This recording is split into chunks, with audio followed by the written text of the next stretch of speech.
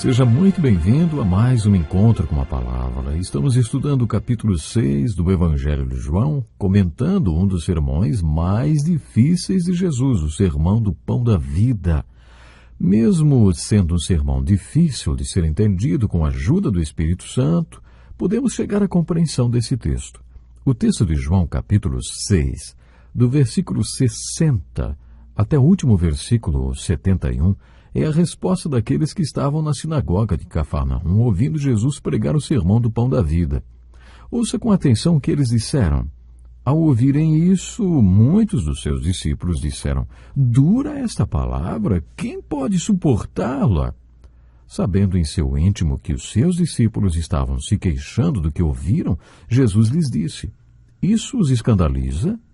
O que acontecerá se vocês virem o Filho do Homem subir para onde estava antes? O Espírito dá vida, a carne não produz nada que se aproveite. As palavras que eu lhes disse são Espírito e vida. Contudo, alguns de vocês que não creem, pois Jesus sabia desde o princípio quais deles não criam e quem o iria trair. E prosseguiu: "É por isso que eu lhes disse que ninguém pode vir a mim, a não ser que isso lhes seja dado pelo Pai." Daquela hora em diante, muitos dos seus discípulos voltaram atrás e deixaram de segui-lo. Jesus perguntou aos 12, "Vocês também não querem ir?" Simão Pedro lhe respondeu: "Senhor, para quem iremos? Tu tens as palavras de vida eterna. Nós cremos e sabemos que és o Santo de Deus." Então Jesus respondeu: "Não fui eu que os escolhi, os 12. Todavia um de vocês é um diabo." Ele se referia a Judas, filho de Simão Iscariotes, que, embora fosse um dos 12, mais tarde haveria de traí-lo. Esse texto é a resposta ao sermão do pão da vida.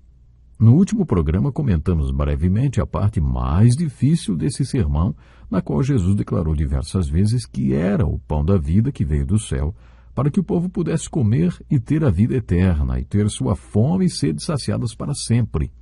No capítulo 4, Jesus apresentou-se como a água viva, e neste sermão do capítulo 6, Jesus é o pão vivo.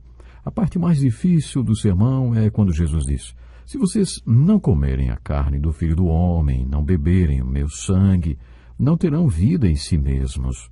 Todo aquele que come a minha carne e bebe o meu sangue tem a vida eterna, e eu o ressuscitarei no último dia." Como você já deve ter ouvido, a resposta para a pergunta "O que é fé?" no capítulo 4, em uma palavra, é beba, e no 6 é coma. Você acredita que a água pode matar sua sede, mas só mostra que realmente acredita quando bebe a água. Você pode acreditar que o pão mata sua fome, mas só vai mostrar que realmente acredita nisso quando comer o pão. Acho que é isso que Jesus, com simplicidade, está dizendo no capítulo 4, que fé é beber, e no capítulo 6, fé é comer. A seguir, Jesus junta estas duas figuras de linguagem e diz: "Se vocês não comerem a carne do Filho do Homem, não beberem o seu sangue, não terão vida em si mesmos. Todo aquele que come a minha carne e bebe o meu sangue tem a vida eterna, e eu o ressuscitarei no último dia. Pois a minha carne é verdadeira comida e o meu sangue é verdadeira bebida. Todo aquele que come a minha carne e bebe o meu sangue permanece em mim, e eu nele." Por causa dessas palavras de Jesus, os primeiros cristãos foram acusados de canibalismo. Acreditava-se que quando eles celebravam a Eucaristia ou a Santa Ceia, estavam realmente comendo carne e bebendo sangue. Como destacamos em nosso último estudo, no meu modo de ver, acho que Jesus estava dizendo que você deve mostrar através das suas ações que acredita no que foi revelado através da vida que Jesus viveu na carne. Nele estava a vida, e esta era a luz dos homens. Ninguém jamais viu a Deus, mas o Deus unigênito que está junto do Pai o tornou conhecido. Jesus revelou Deus. A maior revelação de Deus, possível de ser compreendida pelo homem, foi Jesus Cristo através de tudo que ele era, tudo que ele fez e tudo que ele disse. Alguma vez você estudou os evangelhos enfocando os valores de Cristo? Todos nós temos o nosso próprio sistema de valores e Jesus também tinha o dele. Será que você já fez isto? Já estudou o sistema de valores de Jesus?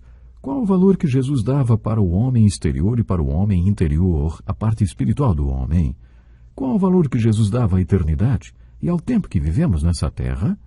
Qual o valor que Jesus dava às coisas espirituais, ao amor, aos relacionamentos? Se você acompanhar a caminhada de Jesus na terra através dos evangelhos, vai descobrir quais eram seus valores. Siga-o e confesse esses valores.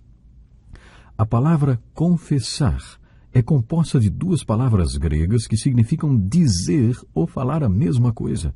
Portanto, confessar Jesus Cristo significa declarar que os seus valores são iguais ao de Jesus Cristo. É isto que significa comer a sua carne. Comer a sua carne é crer em tudo que foi revelado através da vida que Jesus viveu na carne. E beber o seu sangue, conforme falamos no último programa, é crer em tudo que o seu sangue derramado na cruz nos possibilitou. Você já reparou que o Evangelho de João tem 21 capítulos? Destes 21 capítulos, cerca de metade deles é dedicada a falar sobre os 33 anos de vida de Jesus na Terra, e nem sequer mencionam o nascimento de Jesus, nem os seus primeiros 30 anos de vida. A outra metade dos versículos é dedicada à última semana de Jesus na Terra. Somando os 4 evangelhos, temos um total de 89 capítulos. 4 capítulos deste total são dedicados ao nascimento de Cristo e aos seus primeiros 30 anos de vida. 85 enfocam os 3 últimos anos de sua vida e seu ministério, e 28 falam sobre a última semana de Cristo na Terra.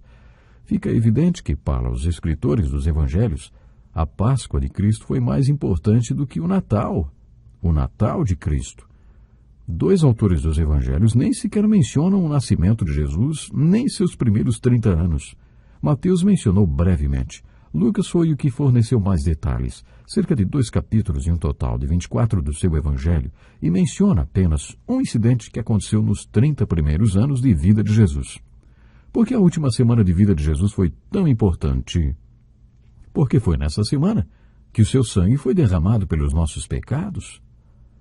Já vimos no capítulo 3 que o derramamento do sangue de Jesus é a única solução, a única salvação possível para o homem. Ao derramar o seu sangue na cruz, Jesus se tornou o nosso único Salvador, o único Salvador enviado por Deus. Beber do sangue de Cristo é crer nesta verdade. Crer em tudo que foi revelado através da sua morte é comer da sua carne. Crer em tudo que se tornou possível através do seu sangue derramado na cruz é beber do seu sangue. Quando tomamos a Santa Ceia, estamos simbolicamente bebendo do seu sangue e comendo da sua carne. Quando comemos do pão partido, comemos suas palavras. Este é o meu corpo dado em favor de vocês. Dado a nós em obediência à vontade de Deus e pregado na cruz por nós. Este cálice é a nova aliança no meu sangue derramado em favor de vocês, disse Jesus. Quando você toma o cálice, demonstra que crê em tudo que o sangue de Cristo possibilitou. Quando você come o pão, demonstra que crê em tudo que foi revelado através da vida e da carne de Jesus. E quando você se torna fruto da videira, como o pão que se torna parte do seu corpo e que, em poucas horas, entra na sua circulação e penetra em cada fibra do seu ser, demonstra então que você está em união com Cristo. É isto que chamamos de comunhão. É assim que interpretamos a essência deste sermão. Nós estamos em vantagem, estamos desse lado da mesa da ceia do Senhor. Temos os evangelhos. Aquelas pessoas que estavam conversando com Jesus, os discípulos, como são chamados, e os 12 apóstolos, não tinham a vantagem que nós temos. Sabe o que essas pessoas acharam dessas palavras de Jesus? Eles falaram, dura é essa palavra. Jesus se voltou para os que reclamaram e perguntou, isto os escandaliza? Há alguns de vocês que não creem. Como alguém pode ser discípulo de Jesus e não crer?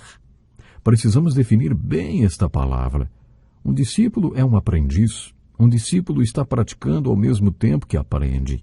Sigam-me e eu os farei. Bom, isso Jesus disse. Se eles o seguissem, Jesus poderia fazer deles alguma coisa. Mas se eles não o seguissem, Jesus não poderia fazer nada com eles. Aquelas pessoas começaram seguindo a Jesus professando que eram seguidores de Jesus, mas não o seguiram até o fim e acabaram se desviando em vários pontos. Alguns acharam que estavam entrando em um trio elétrico e acabaram descobrindo que, na verdade, aquele carro era um tanque de guerra e por isso caíram fora. Nesta passagem, parece que as pessoas deram fora porque não conseguiram crer no que Jesus estava dizendo, nem no que achavam que Jesus estava dizendo. A pergunta que fizeram em relação a esta palavra de Jesus é muito importante. Eles perguntaram: quem pode suportá-la? Quem pode suportar essa palavra? Jesus respondeu a esta pergunta várias vezes no capítulo 6 do Evangelho de João. Ele disse: o Espírito dá vida, a carne não produz nada que se aproveite. As palavras que eu lhes disse são espíritos de vida. Ninguém pode vir a mim, a não ser que isto lhe seja dado pelo Pai. Se Deus não tornar isto possível, ninguém pode se achegar a Jesus. Todo aquele que o Pai me der virá a mim, e quem vier a mim, eu jamais rejeitarei. Esta é a resposta àquelas pessoas que resmungaram: dura esta palavra, quem pode suportá-la? Aqueles a quem o Pai chamou, estes aceitarão, quer entendam esta palavra ou não. Estes discípulos acabaram não a aceitando. Isto mostrou que não estavam incluídos no que Jesus mencionou várias vezes neste capítulo, ao falar daqueles a quem o Pai enviou e que ele jamais lançaria fora. Esta é a resposta à pergunta: quem pode suportar esta palavra? Aqueles que foram chamados. Mas aí Jesus se voltou para os 12 e disse: vocês também não querem ir? Não querem ir embora? Foi então que Pedro respondeu: Senhor, para quem iremos? Tu tens as palavras de vida eterna. Nós cremos e sabemos que és o Santo de Deus. Pedro queria saber para onde mais eles poderiam ir. Que demonstração incrível! Que fé maravilhosa! Mesmo na simplicidade, Pedro ali estava demonstrando que creu. E como já dissemos, crer é a chave. Vamos ficando por aqui hoje. Deus lhe abençoe. Este é um estudo escrito pelo Dr. Dick Woodward, na voz do pastor Edson Bruno.